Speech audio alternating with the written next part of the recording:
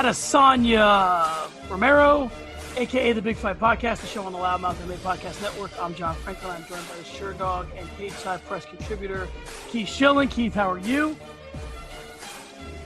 I'm excellent, brother. How you doing, bro? I'm good. We get to talk big fights, man. I mean, I was trying to hit the unmute and I kept missing it. That's why it took a second. So, Keith, the fights are always big, and this one is no exception. I say that every time.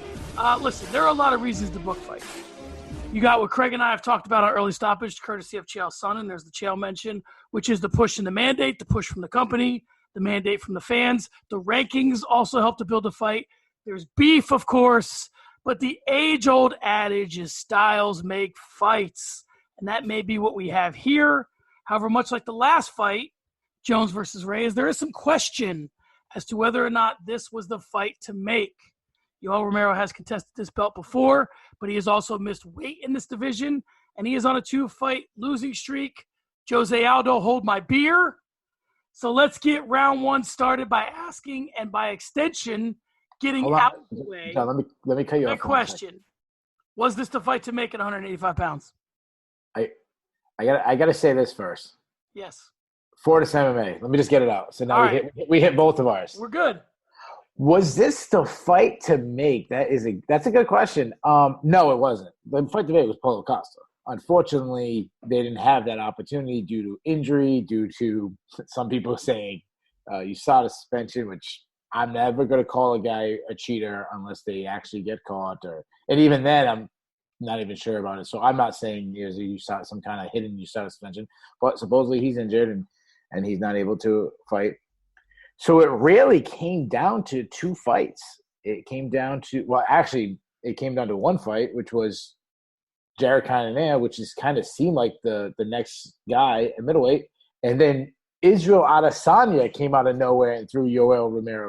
Yoel Romero really wasn't the option to most people based on he not only did he lose his last fight, he lost the fight before that.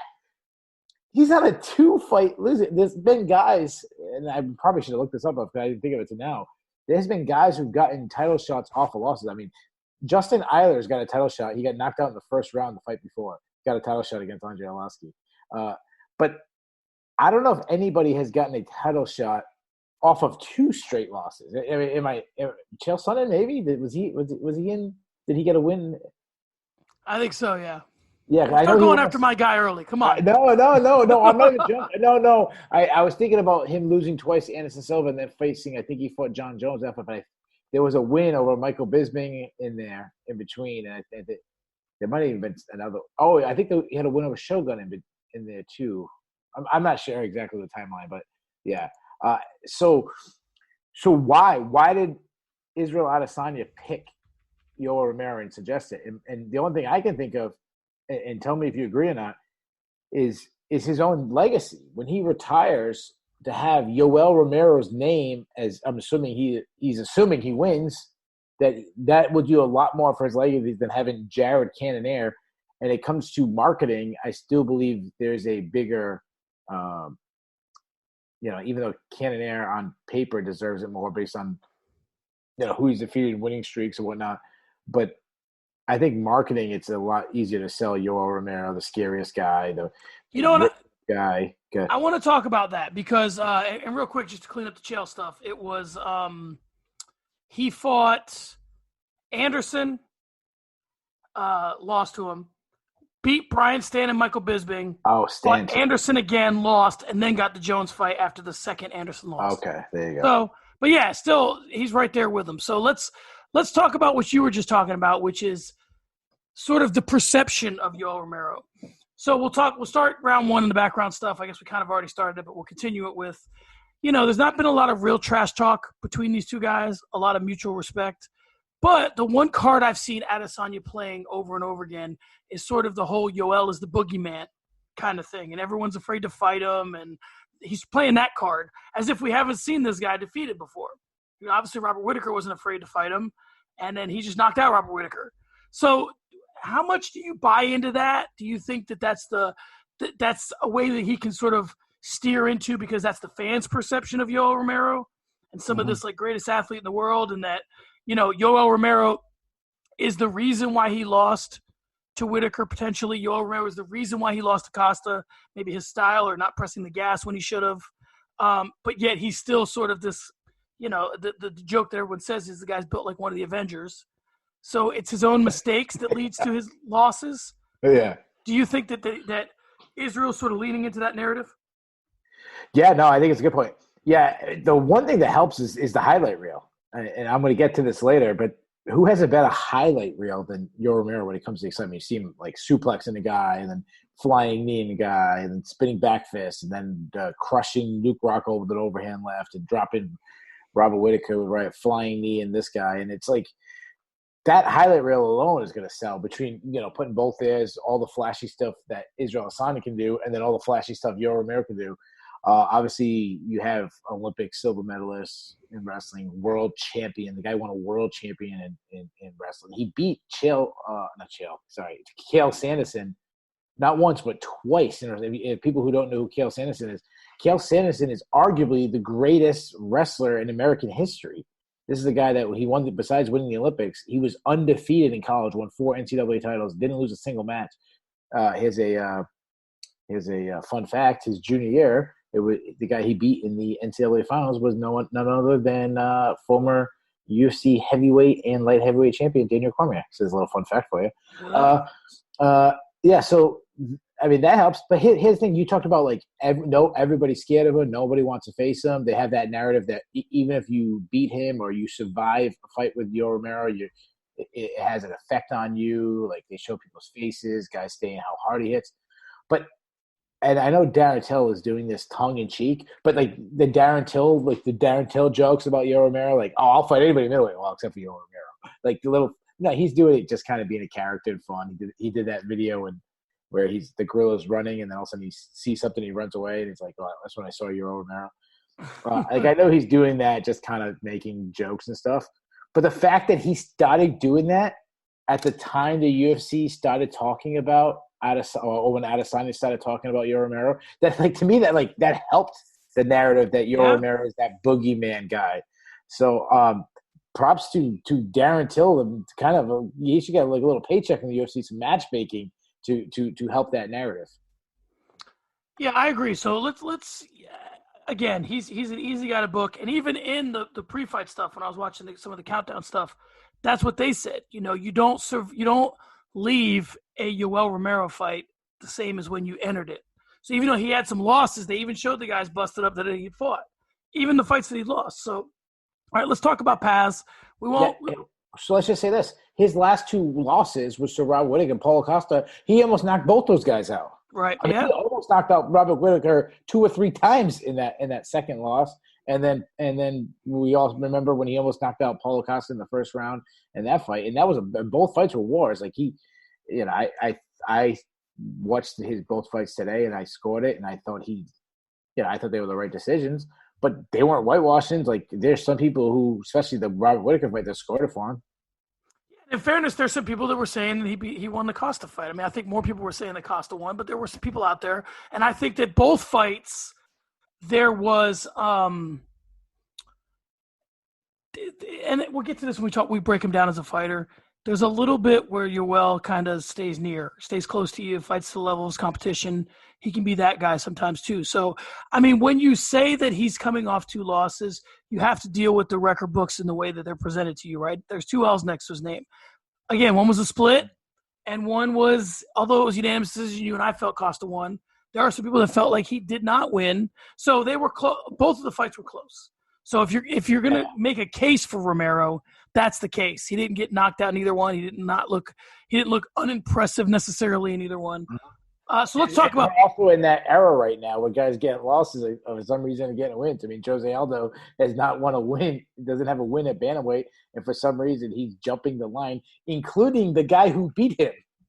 I mean, he lost to Marlon Moraes, skipped him, skipped Aljamain Sterling, skipped Peter Yan, skipped Sandhagen, like all these guys.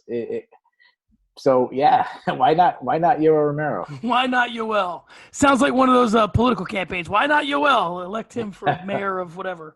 Let's talk about Paz. In the past, we've done the whole resume. We're not going to do that. I just want to talk about sort of how Adesanya got to where he is, and how Yoel got to where he is. For Adesanya, listen, we'll put the Marvin Vettori fight to the side. It seems like 100 years ago anyway. In reality, listen, here's the list. Tavares was where we started to show real improvement. Like, he was all over Tavares. Brunson, Anderson Silva, Kelvin Gastelum, and now Robert Whittaker. So the thing that strikes me the most, and we'll get more into this later, and what I had written was those names that we just read to you, that's kind of how you tell the story of 185 pounds from 2010 to 2019. The only real names missing in there are Weidman, Rockhold, Bisping, and his next opponent, which is Yoel Romero. The thing that, and again, we'll get more into this when we break the fighters down, but I think it's just Adesanya's ability to come back so much better than he was the time prior that makes him really an interesting fighter. I mean, we've really had serious questions about this guy after the Vettori fight. Like, who is this dude really way overhyped? And then it was like Tavares and he just keeps getting better. He's taking his time in the octagon and really making the best use of it, and just studying what he does, what his opponents are doing. Now, in terms of Yoel, for him, his resume is not missing those names that I mentioned. No. He's fought every relevant 185-pounder with the exception of Anderson Silva in the past, decade or so.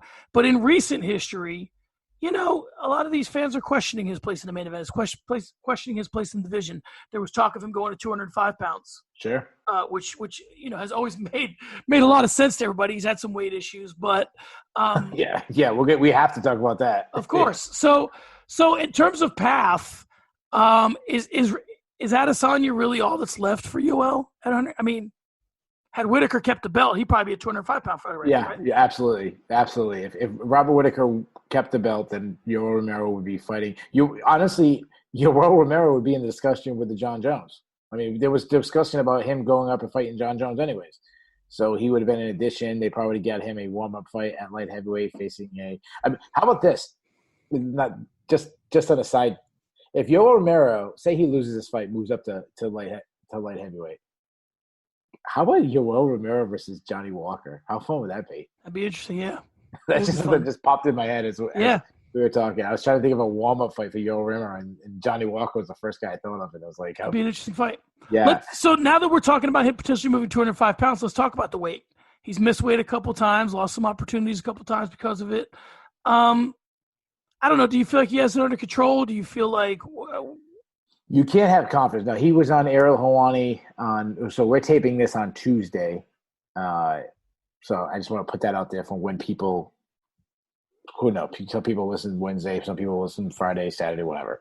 We're taping this Tuesday. So the weigh-ins have not happened yet. As far as we know, you might be listening to this and be like, "You're a bunch of idiots. He missed weight by 5 pounds and now it's a non-title fight." Well, listen, we don't know. I can't tell the future. And if anybody can tell the future, it'd probably be John. John would probably be close to catching this.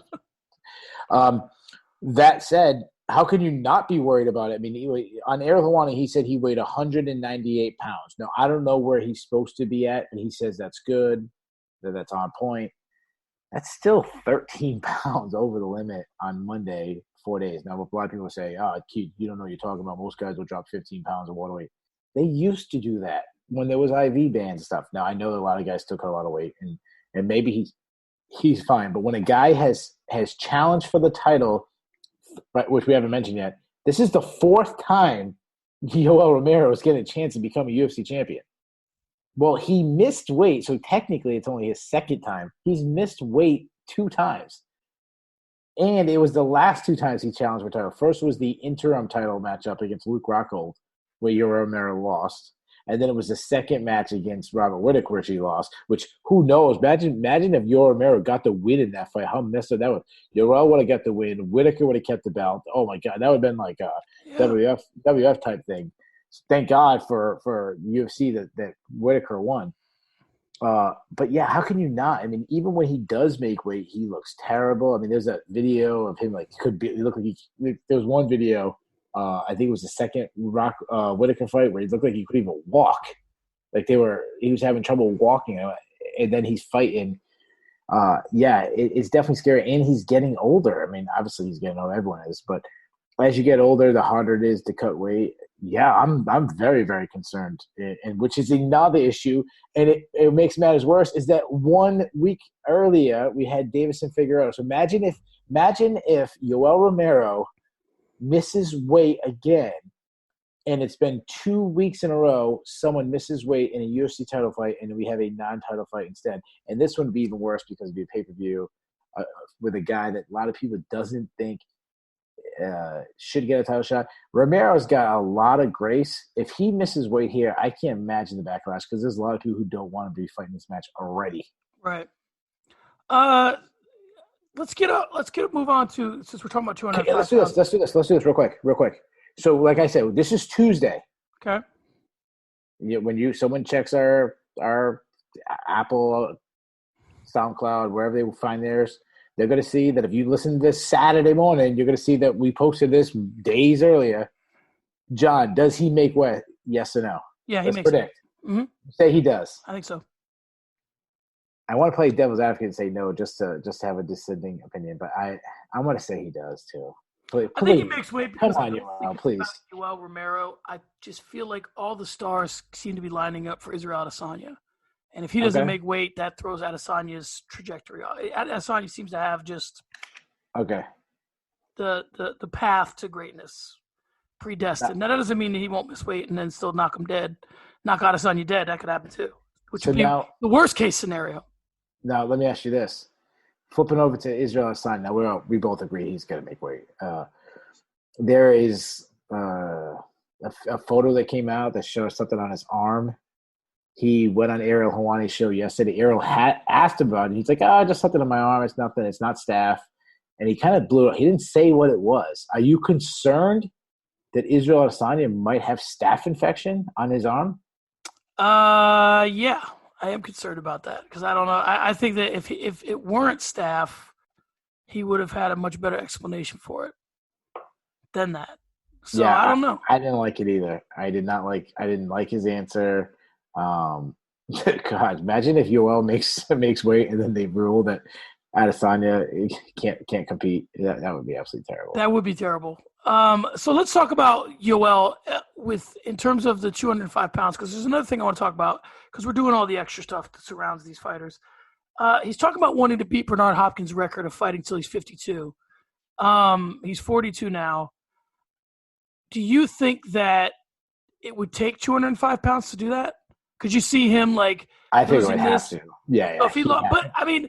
Yeah, I mean he's having trouble now. Imagine 10 years from now. I would be really interested to see that, to be honest. If he lost this fight and then did 10 years at light heavyweight, that'd be interesting. I think the whole run. I don't want to see anybody fight till they're 52, but I'm saying 4 or 5 years at light heavyweight, like a decent run. What is considered when you say Bernard Hopkins' record? What does that mean? He fought until he was 51 years old. Yeah, but at a high what level? Because there's someone there had to be some boxer in the 1890s that boxed when he was 6 years old. Yeah, no, yeah. What about that guy? How old was the guy? Oh God, I think it was UFC 2. Yes, it was UFC 2. Van Cliff, what was his name? The karate guy. He was in his 50s. Yeah, this is the rabbit hole of all rabbit holes. But I'll make you a deal. You talk about it. I'm going to try to figure out. No, we'll flip it. I'm going to ask you a question because I don't need you down the rabbit hole. I'll ask you a question and then you tell me. I'll look up your. It wasn't UFC 2, by the way. It wasn't. All right. It was UFC 4. Adesanya's extra stuff, the walkouts. He's becoming much more of a celebrity. He's making more money. Do you think any of that stuff gets in the way, or do you think that helps who he is? I like it. So when it comes to star quality, Israel has something special about him. There's something about this guy. He seems, even though he loves the money and all that stuff, he seems like a down-to-earth guy. But look at the early videos. And by the way, it was a Ron Van Cliff, UFC 4. He's currently 77. He was born January 1943. UFC 4 was December 16th, 94. So that would have been 50. Yeah, he wouldn't have been old enough. 51. He was 51. So, yeah. So, Bernard Hopkins. How old did you say Bernard Hopkins was? 51. Bernard Hopkins was 51. Yeah. So him and Van Cliff. I want to get down to the days. Him and Van Cliff in the distraction and diversion of all distractions in this history of this podcast. Give both Mr. 51 years old. Give Mr. Van Cliff his record. I'm sure there was some boxer in the 1890s that was boxing in their 70s or something. Back to the question. Adesanya, you go back to the McGregor. You look at his early videos of Conor McGregor. He seemed like a down to earth guy. They had that documentary about I don't remember the name of it. Was it just a Notorious? Or looking in the documentary, I think so. It did his camp. I think it was a Max Holloway one, and he was a different person. Money changes everybody. There's a very famous saying says the love of money is the root of all evil. I think it's in the Bible or something like that. It changes everybody. I mean, we saw and I don't know if you saw the Embedded, but he had an Embedded where he was like renting Porsches, and he couldn't just rent a Porsche. He had to rent one for each day of the week. Like he had one for Monday, one for Tuesday during fight week. This is Adesanya or Conor? Adesanya. Wow. Now, I don't know if it's some kind of deal they made with that Porsche company where like, hey, we get you Embedded, you give us a car. He might not even be paying for it. It could be an endorsement thing. Who knows? Yeah. With the champion life. So do you think this is something that helps or hurts him? I do not think it helps him. I think money hurts everybody. We saw it with Conor. Tyron Woodley talked about it. He said life changes. After you lost the title, no one talks about win the champion. But once they lose and once they hit a rock bottom, then they start talking about how money changed them. Tyron Woodley was talking about like, it's it changes. What's that famous? Who was it? Who is a boxer that said Marvin Hagler? It's hard to wake up and go for runs when you. The guy's from my neighborhood. I can't even think of his name. Yeah, hard to get. What's it? Hard to get up when you have. Hard to get up for 5 a.m. runs when you sleep in silk sheets. There you go. So, yeah, I mean, I don't think the dancing in that. I don't think that does anything. I think that's part of his personality. But money always worries me about everybody. And has that changed Adesanya? I haven't seen a change, but I don't know him personally. Is he putting the time in the gym? I don't know. It's interesting because, I think that you have to figure out what is your motivation. And there are certain people, and honestly, I don't think they get enough credit for it. And here's another thing that we always seem to work in the podcast. So I'll beat you to the punch. Tom Brady, LeBron James, guys like this.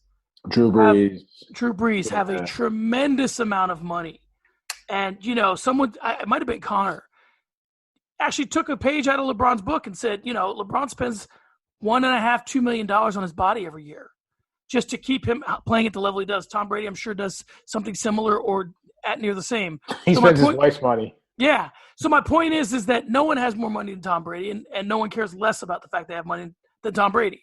So it's possible, but it seems like in the fight game, that's not how it works. Other sports, yeah, I don't know why, but maybe because you're beholden to other people.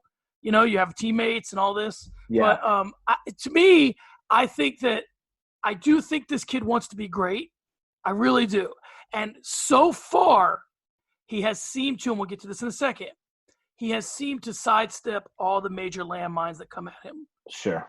Even the staff thing, while I hate the answer, I do like the dismissal of it. Yeah. I was very impressed that when Ariel Helwani was talking about, you're on top of everything social media. He's very active social. He's always knows what people are talking about. I love that Ariel was like, you probably know what my next question is. And he goes, oh, my arm. Like, I thought that was funny that he knew that people are talking about it. So remember, he also likes to troll. He likes to do GIFs and Photoshop. Yeah. So that might have been something that's like, oh yeah, I got kicked there or I cut my arm and I got a cut there and it just looks, it's a cut, or I got a bruise there and just the angle looks like it's swollen right there. So whatever. And he could just be trolling because that's what Adesanya would do. Right, back to one thing you mentioned was about having the right team around you. I think he does have the right team around him. City Kickspot. You listen to interviews with Eugene Behrman. That guy doesn't have an ego at all. I mean, he gives all the credit to the fighters. He doesn't seem like. I mean, that seems like when you hear interviews with Eugene Behrman. I don't know him that well. I mean, he comes from the other side of the world.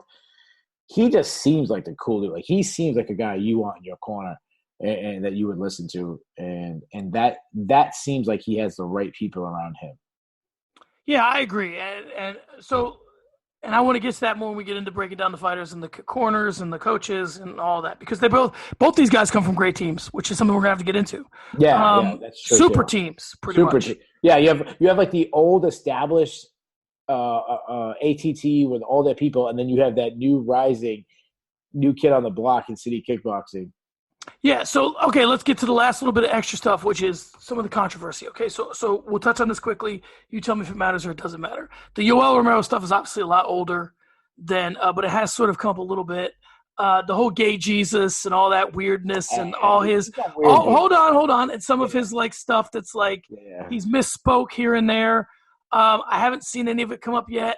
I haven't seen Adesanya lean into it. And maybe the reason why he hasn't leaned into it is because – he just made a misstep, whereas he referenced the Twin Towers. I thought he handled it great. He dealt with it immediately, said, I'm going to have this person crumble like the Twin Towers.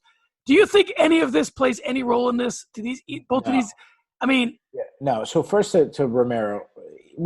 He's a weird dude. Like, can we just say that? He's a weird kind of dude, tells everyone he loves him, meets a guy for 2 minutes, tells you he loves you. He's a weird dude.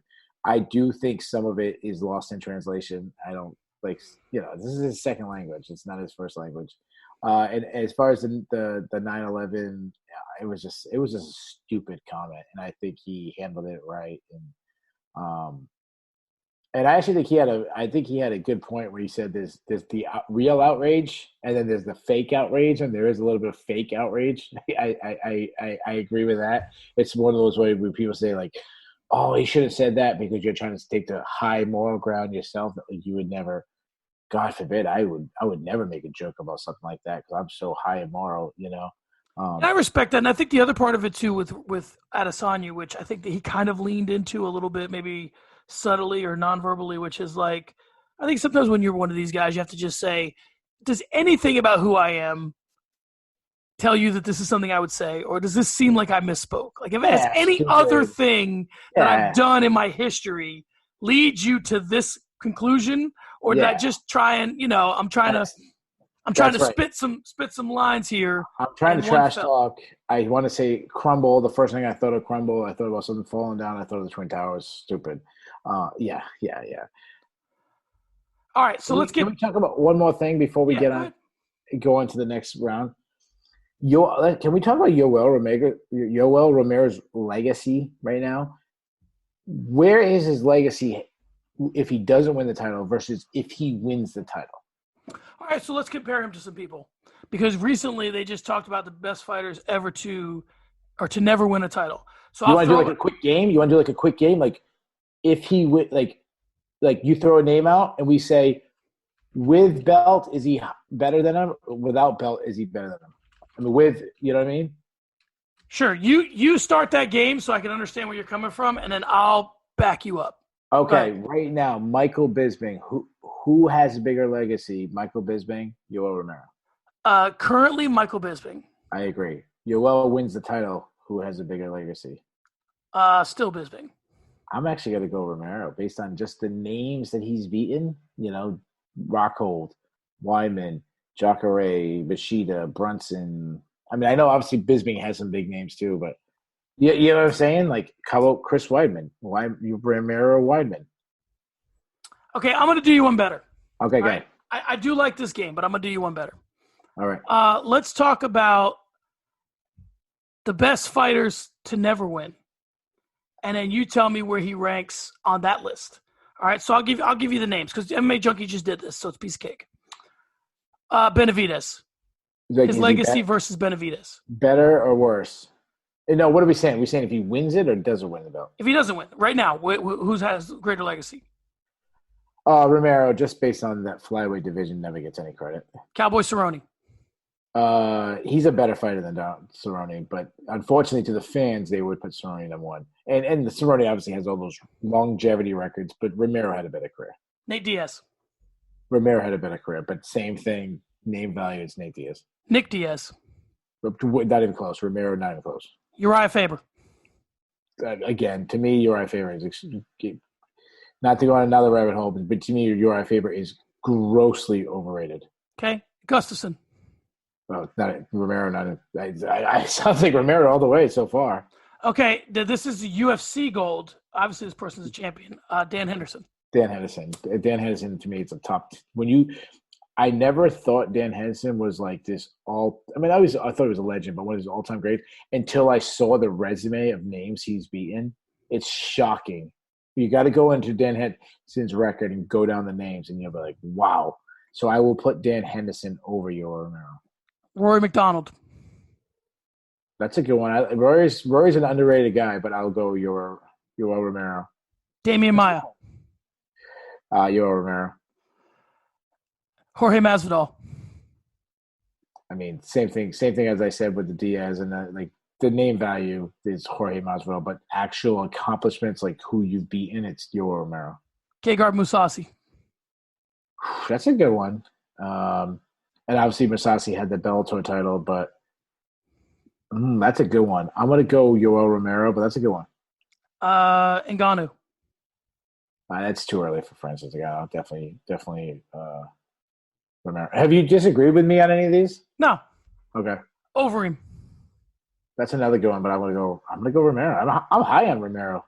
This is what I'm saying. If Romero gets the title, he's over all those guys without even a debate anymore. So then this is now we got to go up the next tier of guys. This is what I was walking you into. Oh, okay. Which is that's why you're the best host in the game.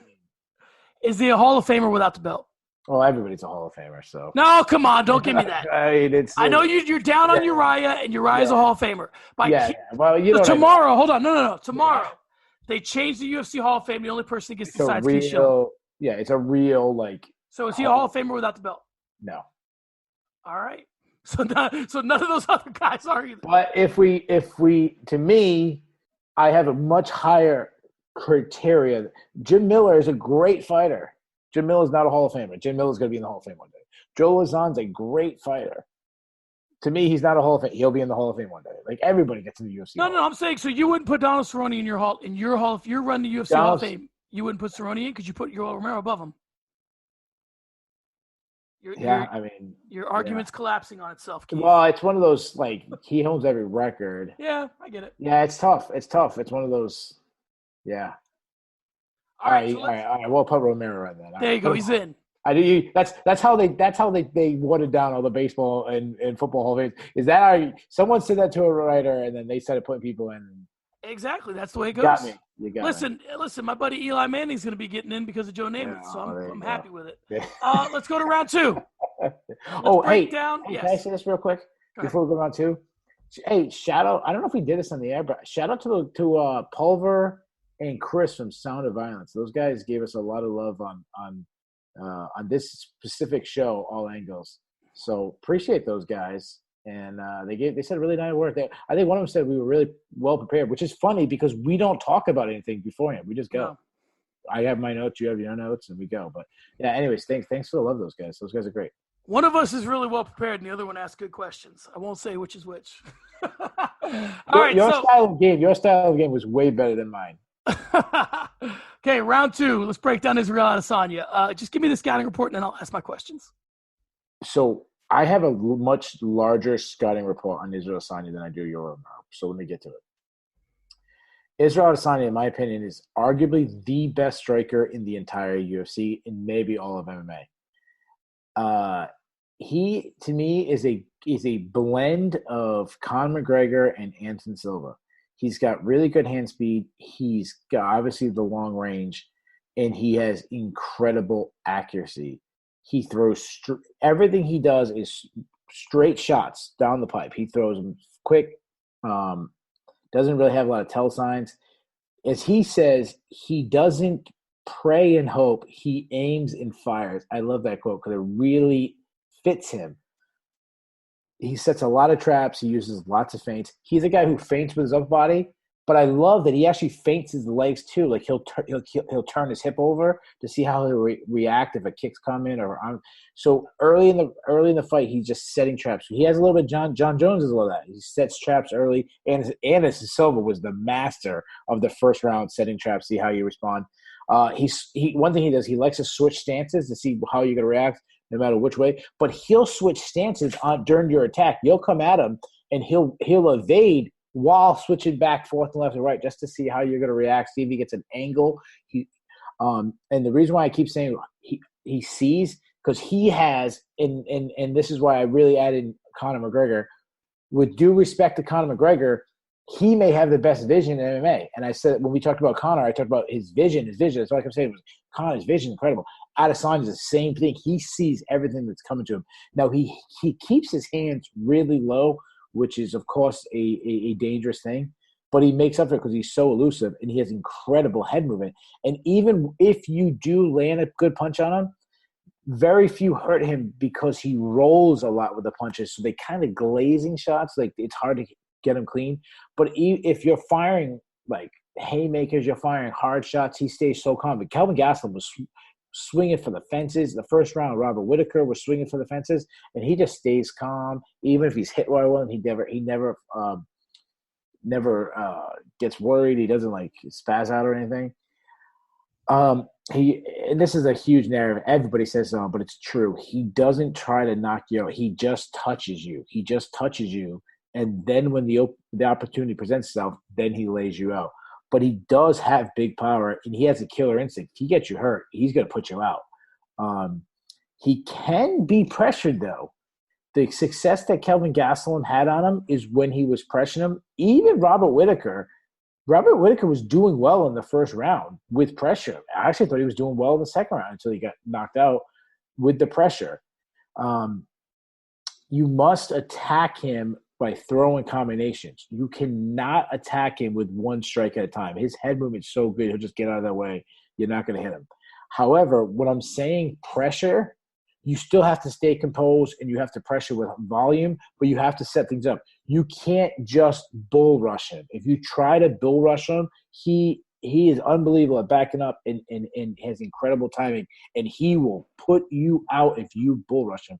Derek Brunson had tried doing it, and it was like you could when he was fighting Derek Brunson, and Derek Brunson was it looked like a guy punching one of those double end bags that kind of come back at forward and you're sliding, and just they're so good at it, they know where it is. It was like a fun. It was almost like a fun game to Adesanya, and there's no room for error. If you make an error against him, like Robert Whittaker did, he's gonna put your lights out. It's what's gonna happen. He blends his punches and kicks flawlessly together. Like he'll throw combination, and what I love is he'll throw the unexpected. Like the guy will throw a jab at him, a lazy jab.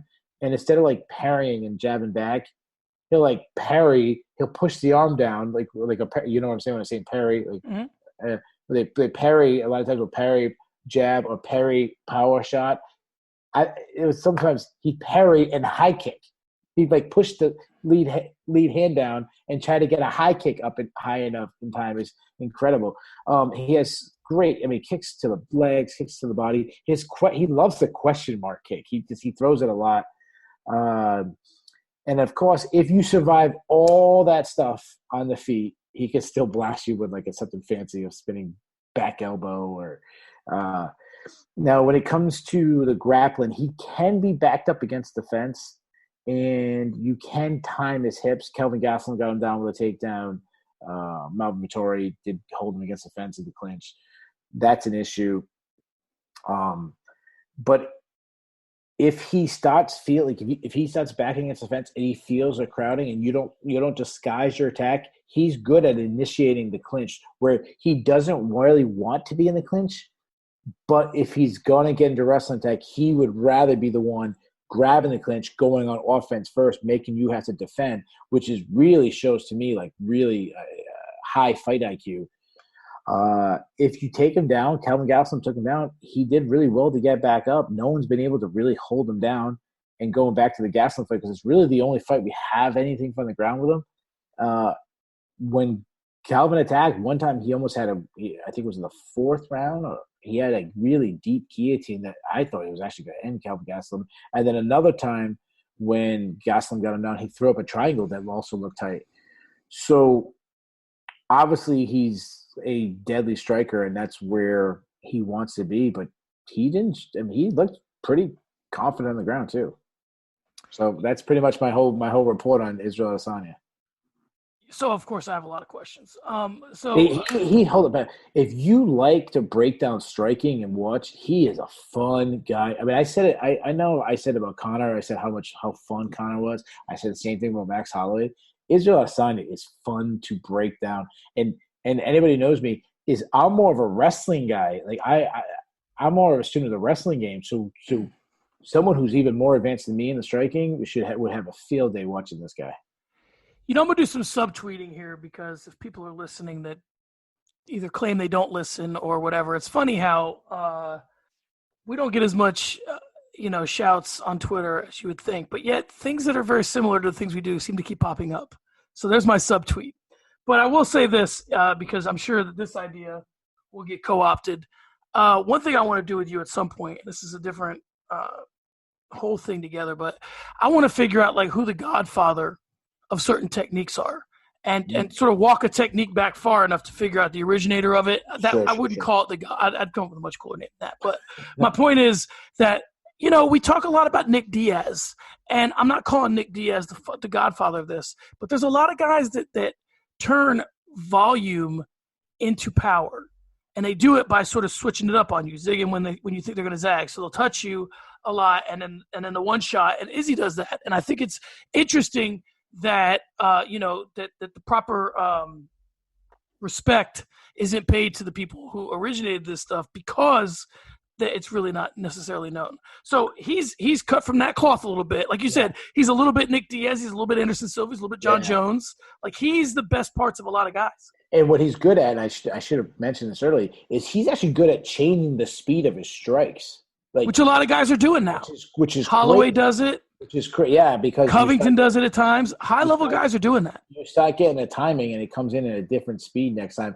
He's really good at almost lulling you and then just throwing this back, like the rear punch, like a rear straight down the pipe that is like lightning fast. Like it's crazy. So let's put prime Anderson Silva, prime John Jones on the high end at a 10. Where's Israel Adesanya's chin? I mean, he got dropped by a high kick from Calvin Gastelum, so a 7 because I think that high kick knocked a lot of other people out, but not Silva or Jones. Not Silva and Jones, but the other thing why I'd say Silva and Jones is a little higher is they got hit. Like Anderson Silva got tagged with shots. Yeah, he got popped. John, a lot of the stuff that touches Israel is not touching him, and I don't mean that as like I. No, that was the question. The question was: is he staying on his feet because of his head movement and because of his defensive striking, or his striking defense, or because of his chin? Because Anderson Silva would just drop his gloves every once in a while, and just say, "Hit me!" He's turned into Pat Benatar. Told you to hit him, hit him with your best shot, and he'd stand there and stare at you. Yeah, that's not Israel. Israel wants to slide and slip and roll with the punches, and Kelvin Gastelum got him with a high kick. But what was so impressed by him that impressed me was the fact that when he was hurt, he was hurt and he backed up. He still stayed calm, and he made sure his eyes were on him. He saw it was coming. He reacted. He did really good, which to me seems like a guy that has tons of experience striking, sparring, and a guy who has been hurt in the past. He's been in that situation, so he knows not to panic. A lot of these guys come down to, if you look at the different things, is they're a unicorn in their division for some reason. For example, Stipe Miocic used to play baseball, and I think that plays into a little bit of his success. He's a full-time fireman still, so he has like other things that create who he is as a fighter. John Jones obviously has superhuman reach. He's tall, even for 205 pounds. Same thing for Israel Adesanya. Like when you talk about Izzy's vision, I think, okay, he's 6'4", and he fights at 185 pounds. And that's, Anderson was kind of a big middleweight in terms of height and reach and all that. Izzy, I mean, he walks in there a super skinny guy, right? That's one of the knocks on him. He walks in as a super skinny guy because he's 6'4", and he's making 185 pounds. How much of his success has to do with him sort of being a 185-pound unicorn in terms of his his build, his makeup, or do you think it's fight IQ? Do you think it's tactics? Do you think it's what percentage is it all? Yeah, they all do. I would actually lean on the second group. I actually think it has more to do with his IQ, with his technique, because while he uses range, he's not a guy who's like keeping you at the end of his kicks, using teep kicks to keep you back. He has a fantastic jab, but he's not a guy that's just jabbing, moving, elusive moving, jab, move. Like he's not. He'll exchange and short quarters. In fact, I think he really excels in that mid range because he slides, stays out of the way, boom, attacks. The sidestep he did on Whitaker was fantastic. But another thing that gets overlooked is how confident he is. When you fight confidence, not cocky, and you can't look past it, but that confidence. Like you do it in any sport, like whether you're old man softball and you go up to bat and you're feeling confident, you're gonna hit, and you're probably gonna rake one into the gap in left center or something. When you have no confidence, it shows, and that's not as like he's oozing with confidence, but the good confidence like that. Well, the issue with me, or not the issue, the thing that I find most interesting about him is he reminds me of John Jones in this way. Like we've seen some champions have really bad nights. GSP had a horrible night against Hendricks. Silva looked horrible against Chael. But when I compare him to John Jones, I compare him to John Jones in this way. John Jones doesn't really have a bad night ever. You just look at him and he can't sort of figure out. It's almost like he can't do what he wants to do, and the byproduct of that sometimes is that guys can get off on him because of that reason. But he still looks like he's trying to piece it together. I've seen, listen, Gastelum was there with Adesanya the whole night, but I still kind of felt like Adesanya just couldn't find his shot or couldn't put it all together or couldn't put the puzzle pieces in the right thing. Am I missing something here? Has anybody really pushed him in a way like Hendricks pushed GSP or Chael pushed Silva, or is he still fighting his fight, but not really piecing it all together?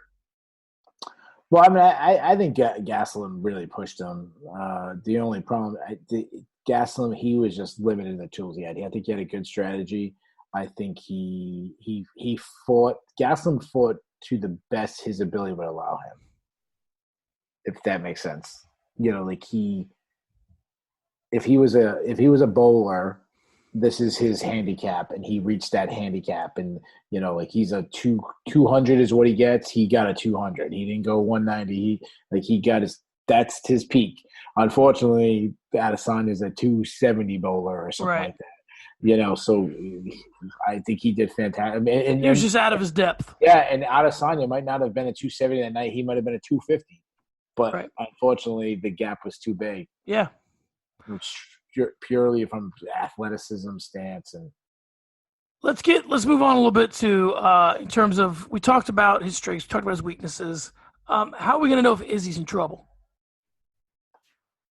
Well, I guess Yoel Romero, if he's in trouble if he's unconscious. That obviously would be the obvious answer. I think if somehow Yoel Romero can press the pace, which is right away is not Yoel Romero's game, but if he can get Israel Adesanya to be backing up, not necessarily fighting off his back foot, but being pressured where he's not sitting there and he's not dictating the game, where Romero's power is dictating the game, where even if Yoel Romero doesn't hit him clean, but he throws a punch and Izzy blocks it, but it kind of knocks him back a little bit. And Izzy's got to go he's getting a little worried about the power. And then I don't want to give away Yoel Romero's game, but obviously the rest. No. Yeah, we'll talk about that. I guess my question is does it come down to simple geography? Like, can Yoel back him up without strikes? And you feel like, okay, Izzy's a little bit off here and that he's giving up space that he shouldn't give up? Or does it require Yoel to back him up with 3 punches and then maybe go to the body and look for a take? Like, does he need to be skin to skin, pressed on him, or is it simply a matter of if he gets him backing up, he might find that one shot? Yeah. So besides the being pressured, another thing where Romero, and we'll get to this in Romero in a second, if Romero can get Adesanya to fight at his pace, if Romero naturally he slows down fights, he doesn't like this. If he can get Izzy to not really attack him or really kind of getting a low output fight with Romero, that's really good for Yoel. So that's another thing. If he's given too much respect to Romero, he can get in some serious trouble. What's Adesanya's best position? His best position is, well, obviously on the feet, but to be more specific on the feet is when guys are rushing him frantically, trying to answer one of his punches. So, like, the worst thing that can happen is Israel Adesanya blasts you with the right hand, and you get mad, and you're trying to be like, well, he just hit me with a powerful right hand. I have to answer him back with a powerful right hand. And if you overextend yourself and force something, he's going to put you out. All right. What's his worst position? His worst position, I mean, it's got to be somewhere on the ground, but we haven't seen it. But he's such a master on the feet that I have to just by default say he can't possibly – if he's as good on the ground as he is on the feet, then this guy's better than John Jones. This guy's the best ever. It's like – so, yeah. What interests me about Adesanya, we'll move on. We'll talk coaching briefly and move on to Romero, is I think for me, because the next question was going to be how is Yoel Romero the same as all Israel Adesanya's previous opponents? The answer to that obviously would be that he's a better striker than that Adesanya's a better striker than Romero. So what I find interesting is that Israel Adesanya is the kind of guy that, you know, the old saying, what do you fear more, a fighter who does 10,000 kicks once or a fighter who does one kick 10,000 times? Sure, yeah. I think the reason why that guillotine was so deep, I think the reason why that triangle looked good as well is that I don't think this kid gets too deep in the weeds when it comes to jiu-jitsu. I think he's like, these are my defensive techniques that may lead to needing some jiu-jitsu. If I get taken down, I got the guillotine, and then he just works the hell out of them. Yeah. And those are his specialties, and that could be it. And he seems like the kind of guy that would do that. Like, I'm not trying to go win Abu Dhabi. Yeah, I just want to make sure if a guy takes me down that I have a guillotine that's a threat. And that reminds me of Mirko Krokop, and he had a very good career doing that. All right, let's move on to Yoel. One more thing before we leave Izzy. Mm-hmm. I'm going to give you an interesting scenario to talk about coaching. It's the third round, the end of the third round. Romero's 1-2, and one's iffy. One could have went Adesanya, could have went Romero. He goes in the corner, sees Eugene Berryman. Do you trust Berryman in that position? Do you think he has the right words to say? Do you think he has the right adjustments to be made? Do you think he's – talk to me about his coaching when the chips are down.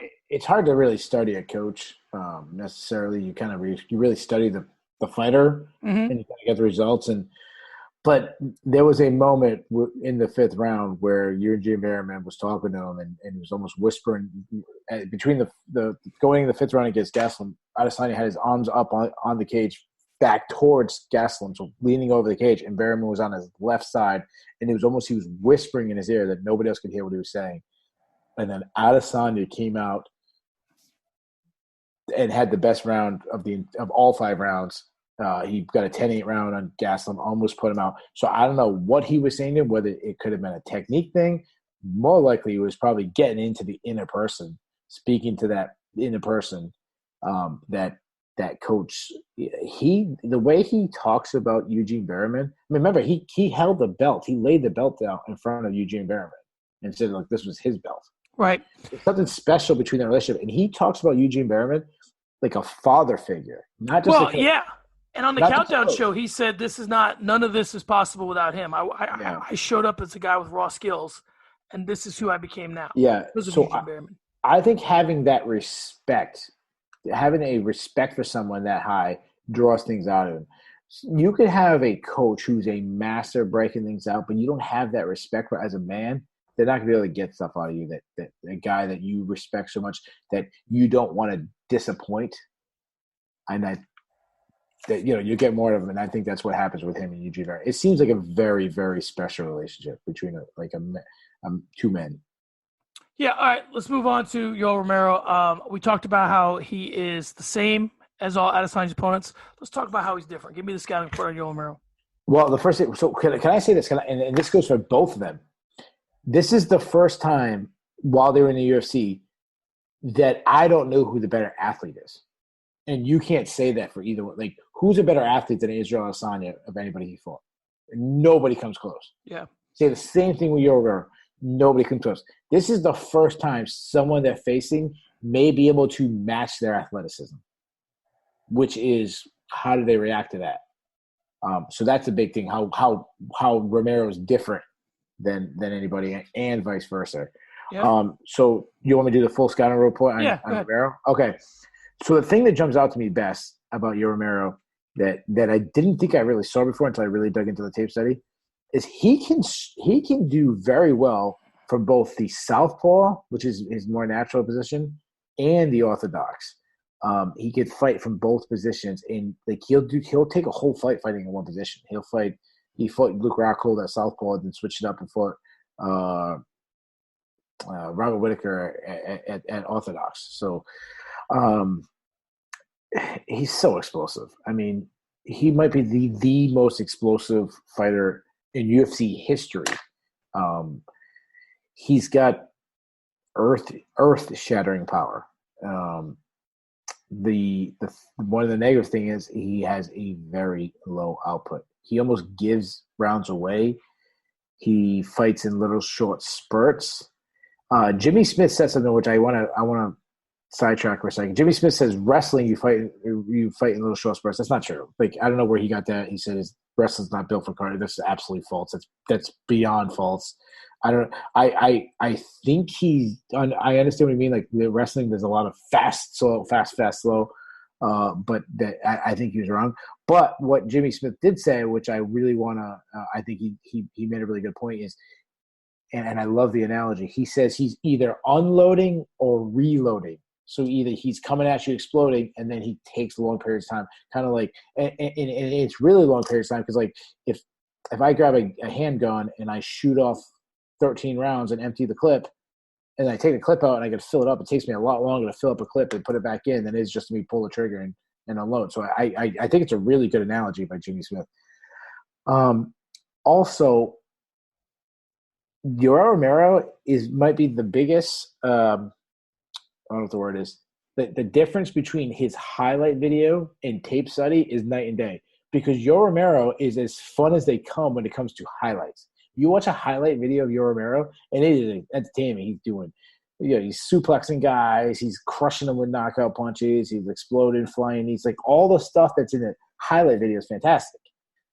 Yoel Romero tape study is boring because all that stuff in that highlight video, that's his whole game. The rest of his game is sitting around doing nothing.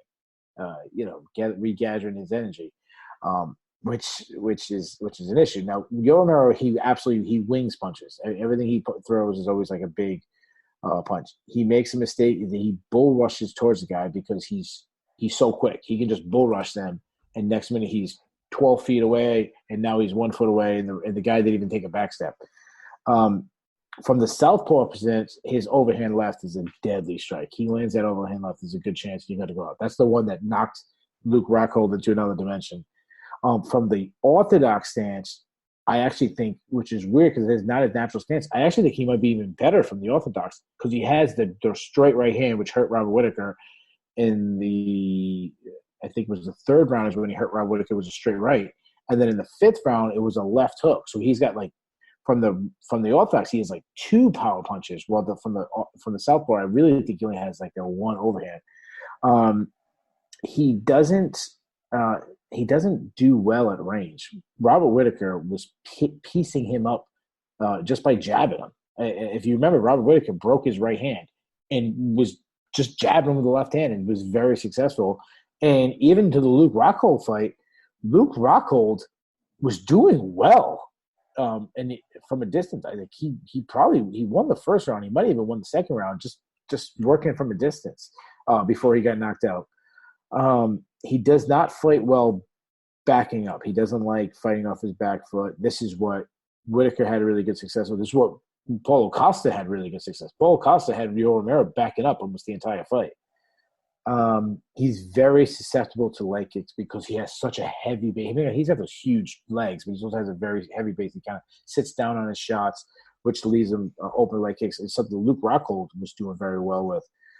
He closes distance better than probably anybody in history. Like the way he can go from outside to right in the clinch, throwing bombs.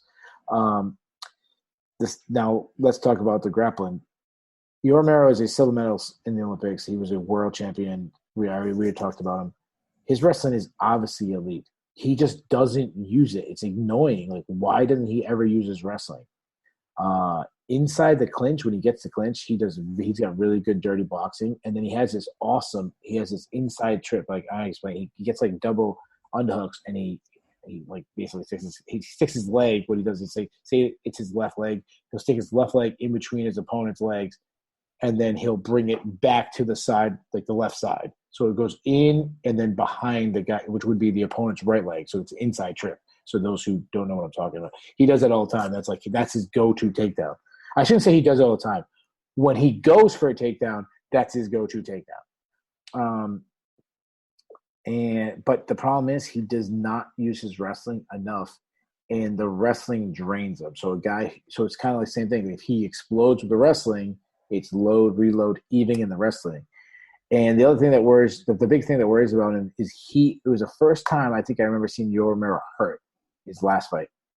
Paulo Costa hurt him several times. And I don't think we've ever seen that with Yoel Romero. And at 42 years old, that's something we have to stop worrying about because he's going to slow down.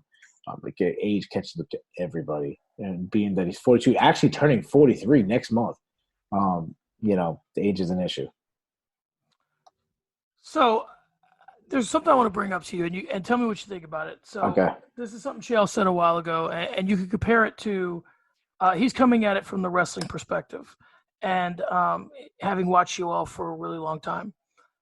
So my question to you is, he said that Yoel and also Cuban wrestlers in general would always fight or wrestle just good enough to win and not show you sort of all their cards. Right now, Yoel Romero's been fighting forever. He's 42 years old. The idea that he's not showing you all his cards is kind of out the window. But the idea that he may be just fighting well enough because that's who he is and that's become his style. So the comparison I'll make is one of the things I think is most fascinating about Khabib Nurmagomedov is not how dominant he is. It's that he is so self-aware of his dominance and steers into it, as opposed to all these other guys that have these. So my best comparison for Khabib as an athlete is Shaquille O'Neal. Shaquille O'Neal knew he was the biggest guy in the world, took the ball down low, dunked on your head, didn't apologize for it, didn't try to get more of a game. I mean, he'd shoot a jumper or a hook shot or whatever, but he did not apologize for the fact that he was the biggest guy in the world. I'm the biggest guy in the world. I should be doing this. I'm going to continue doing this. The example with some of these other guys would be LeBron James. And this is one thing that for years people have said, why don't LeBron James go in the post? Why doesn't he back down?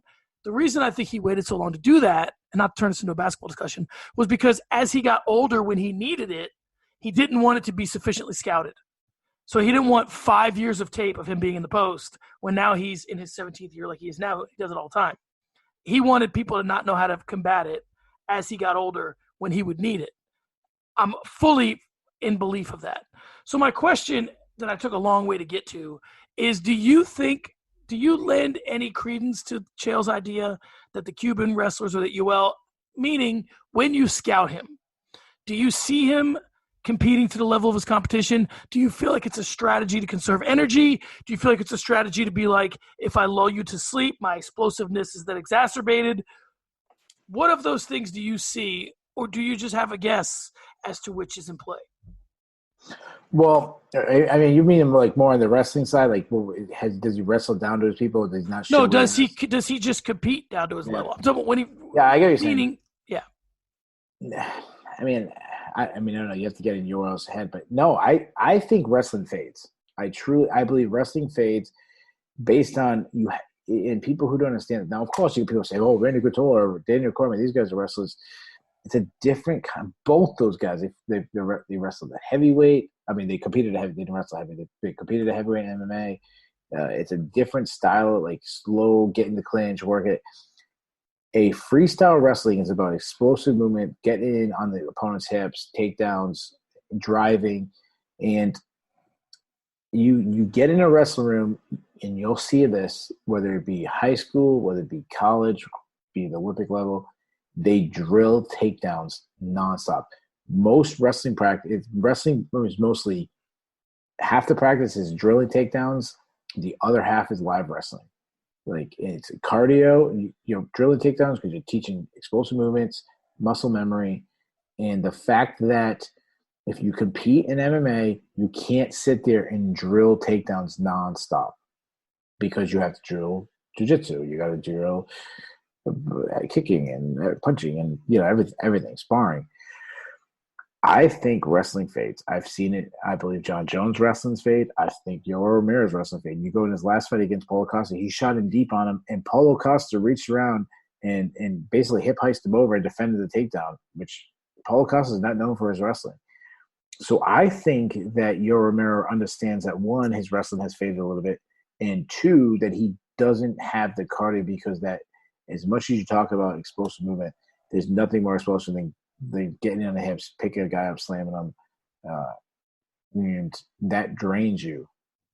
And I think Yoel Romero understands that in a wrestling match, he could stall, and then sneak in a takedown, and he needs one takedown and you win.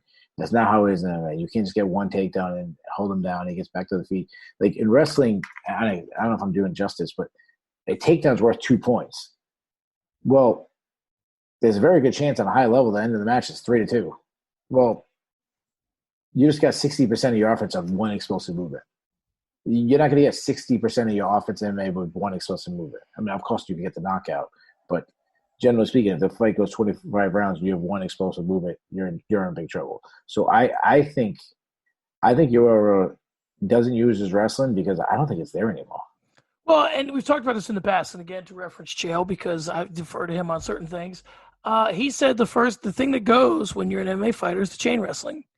And yes, he said I 100% agree with that. Most guys in MMA can defend the initial takedown. Yeah. The thing that separates great wrestlers in MMA or anywhere else is you go for the first one, you miss it. You go for the second one, you miss it. You get the third one. Mm-hmm. And most guys who just were not born wrestlers can't defend the third one. And when you can no longer shoot the third one, then they are looking like much better wrestlers by comparison. That's right. I've said this a million times. Wrestling is not necessarily taking the football on the 10-yard line and throwing a 90-yard touchdown pass to the end zone. It could be the first shot is 25, the second yard is 25, third yard is 25, the fourth one is 15, now you're in the end zone. Right. So it's like shot. So I got to close this much of a gap. The first shot closes that, then closes that, then closes that. And I know that didn't help with being that this is an audio podcast, but and I'm doing hand motions, but you get what I'm saying? Like, shot, if he needs to make up 12 inches, the shot makes up 3 inches. When he reshoots off that, that makes up another 2 inches, and then he cuts a corner, he gets the other 2 inches, and then he sits out and he gets 3 more, and then eventually he gets 12 inches, and there's your takedown. Perfect example. Look at Habib Connor, and I don't want to bash another host on this network, but screw it, I'm going to do it anyways.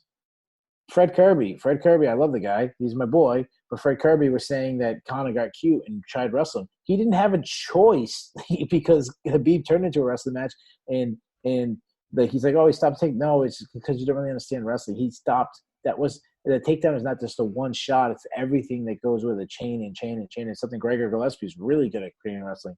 But yeah, I mean, what wrestler continues chain wrestling late in the game? Nobody.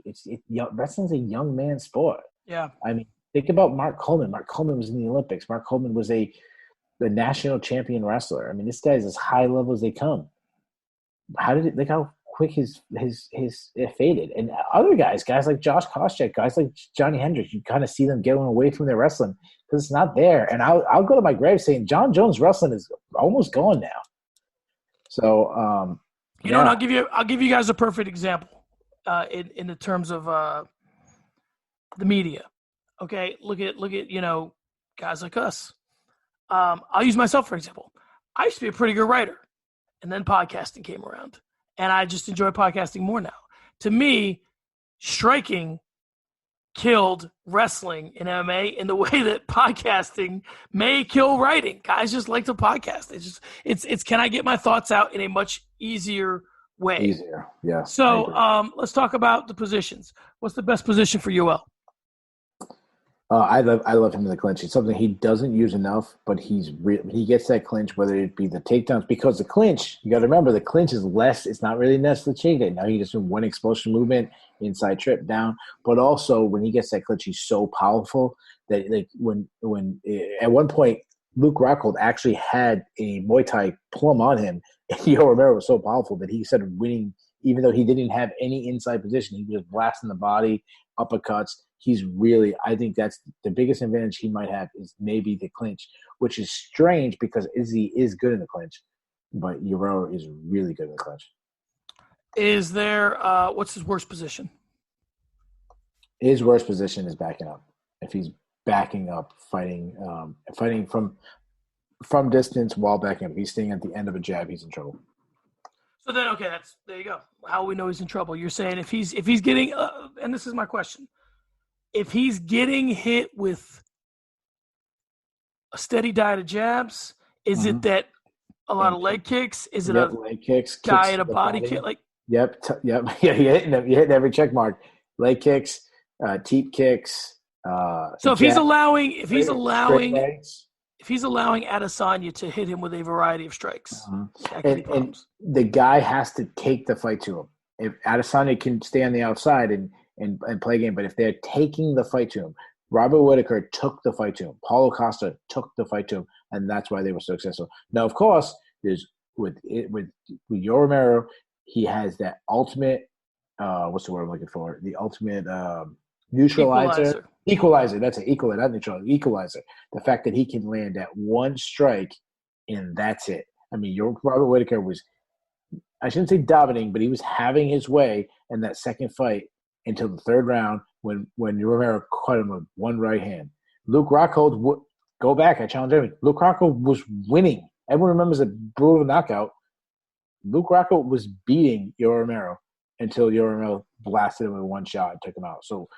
So you could be winning, you could be taking the fight to him, you could be having fighting off his back foot, pressure him, everything I say you should be doing, and then one clean shot, it changes everything.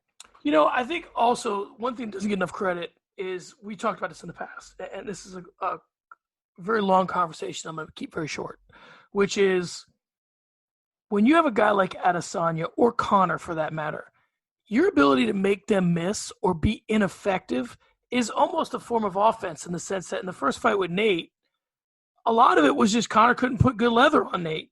And now Nate was doing his own thing as well, but it was like Conor was being neutralized in that way. So I think that I don't want to say that if Romero goes into a shell, but if he does a good job at like keeping his hands up, checking kicks, if he doesn't let Adesanya gain confidence off going to the body, teep kicking, kicking thighs, hitting jabs, if he can do an effective job of like, as Adesanya throws a high kick, getting that arm up and then shaking his head, those things are going to play into Adesanya's confidence. Now, I'm sure it's not going to go out the window because Adesanya knows, if he's not trained for a 5-round fight, he's making a mistake. But he's ready to go all night. But I think that would be an effective way for Romero to kind of say, this is how it's going to be tonight. All right? Yeah. So speaking about how it's going to be tonight, and we'll talk real quick. Go ahead. If if Adesanya opens up with a leg kick and Romero responds, like as soon as he throws a leg kick, he times a right hand down the pipe, that'll change a lot of leg kicks. Or first time he throws a kick, he catches it and tries to go for a takedown. Yeah, that'll change a lot. We'll talk real briefly about Romero's coach. His name's Pedro Lay. That's his head coach. I will say this about him and only this about him. I don't know a lot about him, but I do know this. If you train an American Top Team, you have a bevy of coaches that you could have in your corner. And if you're choosing to have this guy who you've had, probably in your corner for some time, that says a lot. It's not Mike Brown. It's not Conan Silveria. It's this guy. I trust that maybe this guy doesn't have the impact on Romero that Berryman has on Adesanya, but he feels comfortable with him, or why would you not go with a bigger name? Maybe he's the best on the wheelbarrow. He's the guy that can wheelbarrow Romero to the scale. Maybe that's what they did. Wheelbarrow skills. Yeah, that's what they did. They just said it was a big test that day at ATT. And now he's the guy that won. All right, let's get to the predictions. We've talked about both fighters' strengths, talked about their weaknesses. Let's talk about what we think will happen. I'll give you a little bit of what I think, and then we'll go. Obviously, I'll give my prediction first because mine's less interesting. For me, I want to talk about the key components of the fight game, broken down to simplest terms. I'm looking at Adesanya's accuracy versus Romero's explosiveness. Which one comes into play more? It's not for me whether Romero can get takedowns, because despite Adesanya's ever-improving takedown defense, he is nowhere near where he would need to be to fend off Romero when Romero really wants a takedown. But two questions loom large for me. How violent can Romero make his takedowns and subsequent ground game? And how much can they take out of Adesanya in doing that? Versus how much can Adesanya make him pay for even trying them? That, to me, if Adesanya can backpedal, if Romero's shooting strikes, maybe throw uppercuts or hooks, maybe throw knees, if he's making Romero pay, and that's, when you have a fight like this, and this is why they say styles make fights. When you have a fight like this, that's what it becomes. It doesn't become about whether or not Adesanya can defend takedowns. It becomes about his choice between defending them and going at them aggressively. Either he's going to defend a takedown or attack it. And if he defends it, he's probably going to get taken down. If he attacks it, he'll make Yoel Romero less likely to take him or try to take him down moving forward. For me, I'm going to go Izzy in the fourth. That's my pick. Adesanya, I think he's going to hang around for a while. I think Romero's going to fade in the fourth, and that's when Adesanya snipes him. All right, so it's hard to pick against Yoel Romero. It's hard to have any confidence picking against Yoel Romero because of the great equalizer. And that said, when I break down the film, I'm very confident in Israel. Obviously he could get caught at any time, Yoel Romero. But when I break down the film, I see two avenues of winning. The first avenue for Yoel Romero is to land a huge, big shot and put him out. The ultimate puncher's chance. And the second one is to go back to that Olympic wrestling, using it. And as I've said just 2 minutes ago, I don't know if he even has anymore. I don't know if he has either the ability to really turning into a wrestling match. And I definitely don't think he has the ability to turn into a wrestling match for 25 minutes. So Adesanya is going to have his chances. If it wasn't for insane toughness from Yoel Romero, I would take Israel Adesanya pretty early, like first, second round. When I broke it down and I picked a round, I hate to copy you, but I'm also going fourth round. And I'm taking Israel Adesanya to hurt Yoel Romero and eventually put him out. I could see a body shot eventually. I keep thinking about him backing Yoel Romero up and teeing off on him, and I just keep thinking about this almost like jumping knee into the body that puts him out. That's the one I just keep envisioning. Kind of like hate to do it to your boy, but Anderson Silva, Chael Sonnen in the second fight, that lunging body shot. That's the one I just keep envisioning. So I'll take Adesanya also fourth round knockout. Who has more paths to victory?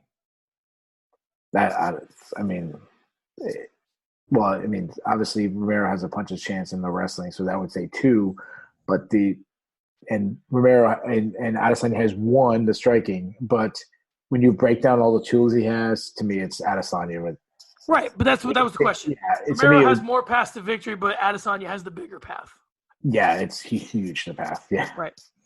It's like Romero's got a bunch of guns, and then Adesanya's got one bomb. And the other thing you got to remember is Romero could do all this right and still gas out and give the later rounds to Adesanya. All right, let's talk about what's next.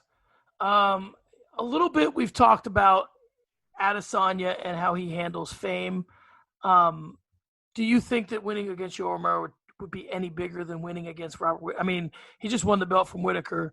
Beating Romero doesn't make him more famous, doesn't make him more rich, does it? However he handled it before, he handled it now, or what? Well, at first when I thought about this, I thought, what does he really gain? Other than having a name at the end of his career as legacy. Like we were going through people's names earlier when we were talking about Yoel Romero, and we do that for every fighter. And there's always that name. Like, for example, Daniel Cormier has Anderson Silva's name on his record. He'll get that forever. And that obviously looks like a huge thing. But when you lived in that moment, you realize it wasn't a huge win. I think that was what he gains. However, he's on this incredible upward trajectory where everything he touches, it seems like every fight he does something more spectacular, and becomes a bigger star. Nobody has dominated Yoel Romero. Say what you want. Nobody has bullied him. No one's beat him up. No one's dominated. And I think that's what happens here. I think he puts on a show, and I think that makes him a big star because who's ever done that to Yoel Romero? Nobody. So I do think that makes him a big star. Yeah, and there's something to you can win all the fights you want, but when they bill, back in the day with the movies, it was like King Kong versus Godzilla. There's something different about beating the. I mean, we started the broadcast or the podcast talking about he's the boogeyman. He's all. If you could, I mean, imagine if you took him out in the first. Like, what does that do? You know what I mean? Forget it. We'll put Buster Douglas aside, right? It was in terms of what he did after the fight, but it was when Evander Holyfield put a beat down on Mike Tyson that changed his career altogether. It's like, who else is there left to fear? Yeah. Yeah. Yeah. So I mean, if ever you were going to go into a fight with Paulo Costa with a ton of confidence, I mean, he already has plenty of confidence, but beating Yoel Romero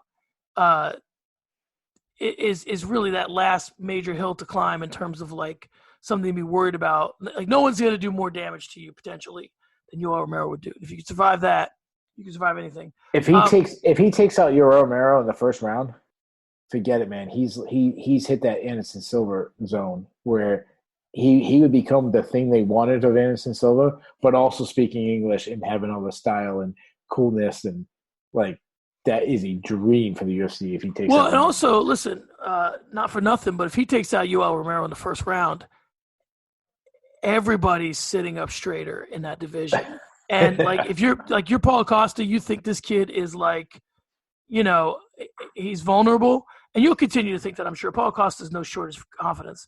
But if he takes out a guy in one round, it took you 3-2, and you gave him everything you had, I say this all the time, and I say it kind of tongue in cheek, but I mean it. If Israel Adesanya takes out Yoel Romero in one round and Paulo Costa doesn't get up and go for a run, I don't know what would make you go for a run. If I saw, they wouldn't even announce, they wouldn't even raise Israel Adesanya's hands before I got my damn running shoes on. If I was Costa, right. I'd be like, I gotta take this boy seriously. Yeah, so, listen, get a squat rack or something. Yeah, Adesanya's been flirting with John Jones. He's been flirting with Stipe Miocic. Obviously, the Costa fight would probably be next. It seems like he's sort of promoting a Darren Till fight. He's been saying Darren Till's name a lot lately. So is that kind of what it is? Is it Costa, Till? He'll probably never see Cannonier, and then he's out of the division? He's looking for John Jones or Miocic? Yeah, I mean, who knows? Because there's always new guys and who rises above. And, I mean, who would have thought that a year ago we'd be talking about Jared Cannonier as a title contender, and a couple of months ago we were talking about Jack Hermanson. Like, no one would have guessed this. No, but I'm saying if he beats Costa and he beats Till, has he cleaned out the division in your eyes? Yeah, probably. I mean, the division kind of cleaned itself out with some of the guys getting old and moving on.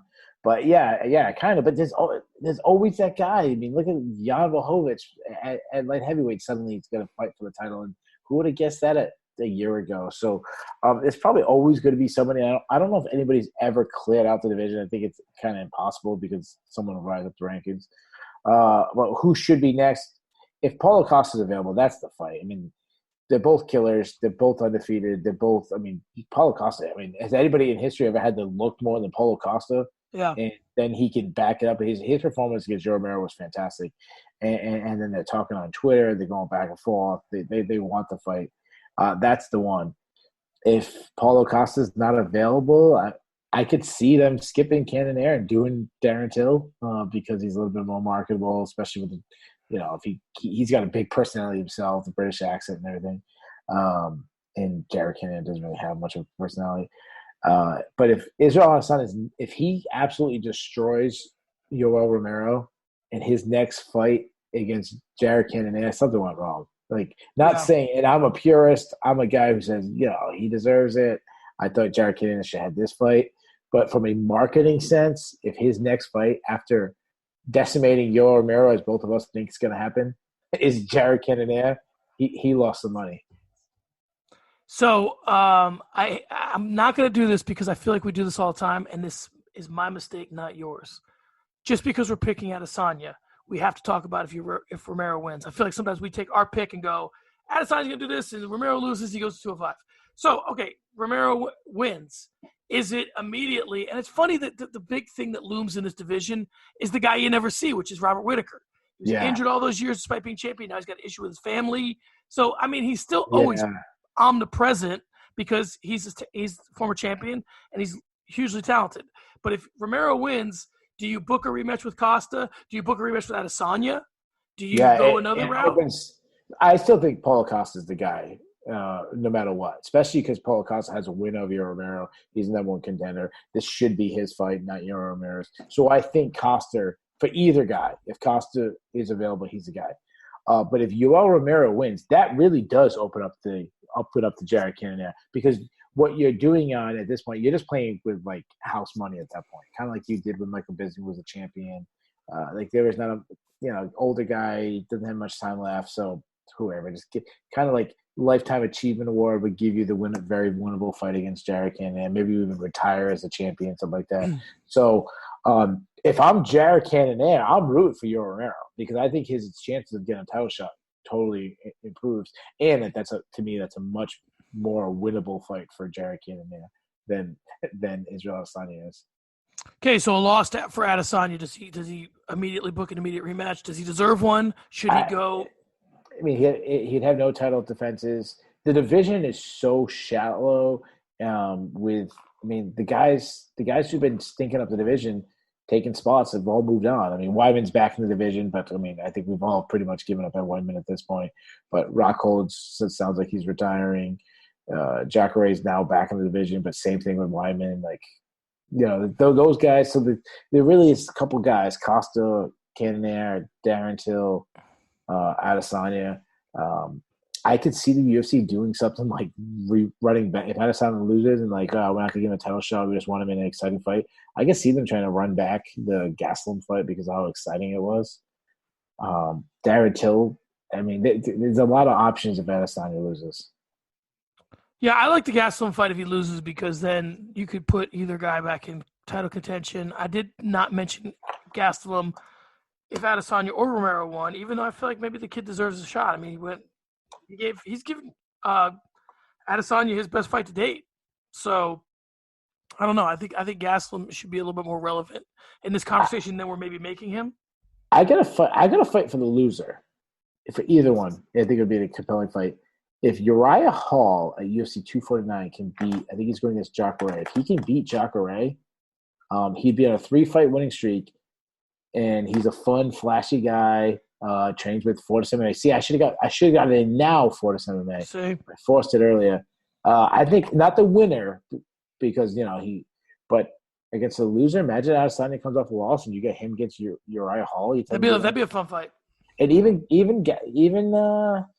Romero, you got two guys how explosive with Uriah Hall and Yoel Romero. I think versus the loser. But if Romero loses, chances are he's going up to light heavyweight. But let's get to that. If Romero loses, you think it's light heavyweight? You think do you like him in that division? Do you think he's a title contender in that division, or do you think if he can't win the belt at 85, not that he would give Jones? I don't want to turn this into Yoel Romero versus John Jones. Sure. I'm talking about can he jump all the hurdles to get to Jones?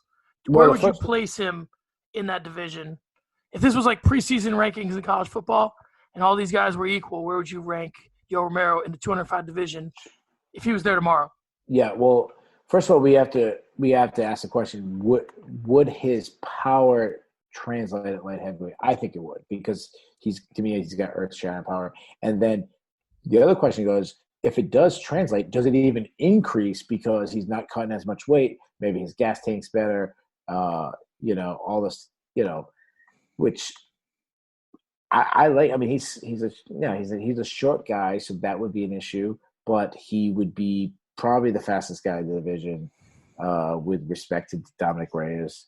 You're telling me you wouldn't? Who wouldn't want to see Yoel Romero versus Thiago Santos? Yeah, I'd want to see all those fights, but I think it gets interesting for me. And again, this is a conversation for another day. I just wanted to kind of touch on it. Yeah. But he not only is a shorter fighter, he fights shorter, meaning he's a lot of hooks, he's a lot of uppercuts. Yeah. He fights like a guy that's built the way he's built. The guy's built like a Ninja Turtle. He fights like a Ninja Turtle. And for me, it's interesting that I think he'd have a serious reach disadvantage. He would. He would. It would get interesting. But other than Jones and probably Reyes, maybe a little extent Anthony Smith, I don't know if any of the guys really use range much. Where he get in on Santos. I know what you're saying. Yeah. So Santos uses it a little bit, but yeah. Santos is also a guy that wants to land a big shot. So I mean, imagine those two guys throwing big shots at each other. Yeah. But think about this. As of last month, we had Corey Anderson as a top contender at light heavyweight, where that if he beat Jan Blachowicz, that he actually might be fighting for the title. You're telling me if Yoel Romero, even at which would be now 43 years old when he goes up to light heavyweight, if Yoel Romero, and this is probably more for the recap show, but Yoel Romero versus Corey Anderson at light heavyweight, you're telling me you're not going to pick Yoel Romero to win that fight? Yeah, and it's interesting. Again, we don't want to go too far down this road because it's hard to fight. But if you gave me, 3 wishes, the first would be for my family's eternal health. The second would be for world peace, and the third would be Yoel Romero to lose this fight and go to light heavyweight. I just want to see how that plays out. I'm starting to like it too. Like honestly, Yoel Romero. I'm rooting for it at this point a little bit. He's not really. I mean, he loses the interest at middleweight's gone, but I'm interested in Yoel Romero at light heavyweight. Like. This fun matchups for him. Right. The Johnny Walker fight, the Thiago Santos fight, just to see him absolutely obliterate. Imagine Yoel Romero landing a punch at Corey Anderson. I mean. I was never interested in the other guys. Like, I was never interested, maybe a little bit Jacare, but I was never interested in Rockhold, really. I was never interested in Weidman going 205 pounds. Rockhold's taller, so that made it a little bit more interesting. But, yeah, I wasn't, needing it. 205 and Yoel Romero gets very interesting. Yeah, I sounded like it. I think we're on to something. So the last question that I always have to ask, the no-brainer this time. Usually there's a question. There's a no-brainer this time. Who does the UFC want to win? Oh, yeah, Adesanya. No-brainer. I mean, you knew that. Anything else? You could have a 42-year-old champ that's never really sold, or you could have the young guy. Not that young. I think he's 30, but – who's just seems like an absolute star in the making. Yeah. Anything else? Yeah, I just want to say we I apologize. Things got a little crazy. We should have did a all angles for Weili Zhang and Joanna Jędrzejczyk. Unfortunately, there was a crazy schedule. We never got to it, but we'll try to be better next time. Who do you think's going to win the fight?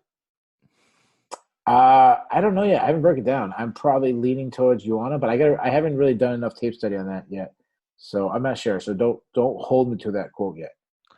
I think if Weili Zhang was an American, what her path to this fight would be like. They do a documentary about it because she lives in China. All this coronavirus stuff and just the flight she's had to spend some time here and there and Abu Dhabi that could have a big effect. LA and Vegas. It could have a huge effect on the fight. But if she manages to overcome all that and beat the greatest strawweight woman fighter of all time, then that's saying something. And I don't think that the UFC is doing an adequate job of marketing her. They are trying. More than I think they get credit for. I don't think they're doing a great job marketing her on the Western Hemisphere. But she is if she can do that, that deserves something, man. And again, that's a no-brainer on who they want to win that one. They want Weili Zhang to win that one. All right. There you have it. It's a wrap on the 6th episode of All Angles. Make sure to subscribe and like us on iTunes, SoundCloud, Spotify, and YouTube. Be sure to listen to all other content on the Loudmouth MMA Podcast Network, including the list just continues to grow. The Not Safe Work Podcast with Kyle Steele and Fred Kirby between the links, hosted by Mike Heck and starring Craig Allen, Davidson Baker, Keith Shillan. Loudmouth MMA Recap Show, which will be done by Keith and I this week. The Breakdown Show with Max and Marcel. MMA Yesterday with Kyle Steele and Keith Shillan. Early Stoppage with Craig Allen and I. The MMA Takeover with Keith Shillan. Off the Cuff with Mike Heck, Craig Allen, Kyle Steele, and Drake Riggs. The Kyle Steele Show. So much content. Just one place for it all.